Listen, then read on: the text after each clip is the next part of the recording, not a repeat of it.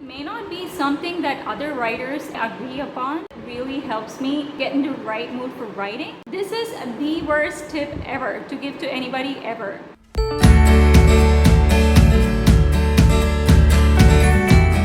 Sound sleep is essential. Make sure that you get yourselves at least 7 hours of sleep and at the right time. So tip number 2 is something that I personally use. I call this the time interval technique. Basically what you do is you give yourself a burst of time in which you sit down, make sure you switch off all your distractions, no phone, no social media, and write, let's say, for an hour, and then you give yourself a small break. You can get away from your desk for a few minutes and then come back again and get yourself to write for another fixed time frame.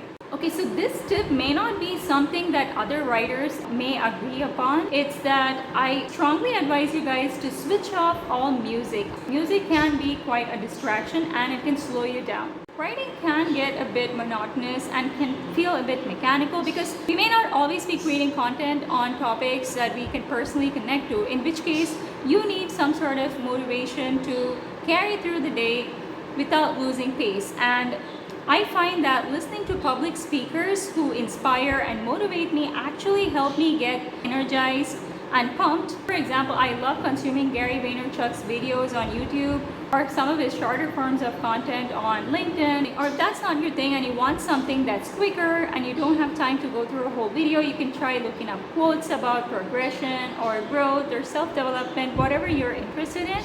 So that gets you really inspired and in the mood to be at your most efficient self.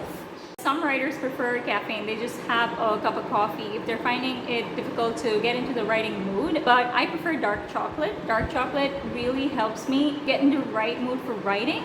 Dark chocolate has just the right mix of caffeine to help you feel fresh, and it dilates your blood vessels to help you think outside the box. If you feel like you need a bit of energy or a bit of a boost to get started writing, just have a little bit. If you're health conscious, I'm not asking you to have an entire chocolate bar, just have a small chunk and get started with your writing. You have to stay well hydrated because many times we may get into that zone of writing and we're just sitting there glued to our desk typing away, but that's not really going to help you be at your best self. Scientific studies show that having the right amount of water can help your brain function up to 14 times faster. So there is a reason why you should be having water if you're not having enough water already. If you're a new writer or you're fairly inexperienced in the field that you're creating content for and you're struggling to produce content within the time that you need to be producing content in, reach out to other writers in your field who have more experience and try to gather some tips on quicker content creation. Maybe you can even run them through how you're creating content at the moment, and they could offer you suggestions on how to improve your process as well.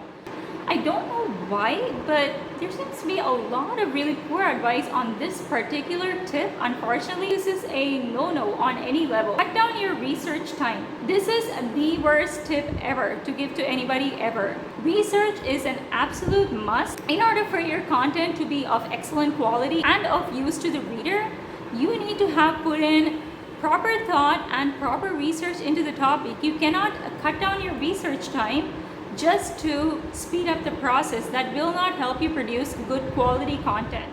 I hope you guys found today's video useful, and if you did, it would mean a lot to me if you smash that subscribe button and show me some love. Until the next episode, take care of yourselves and bye-bye.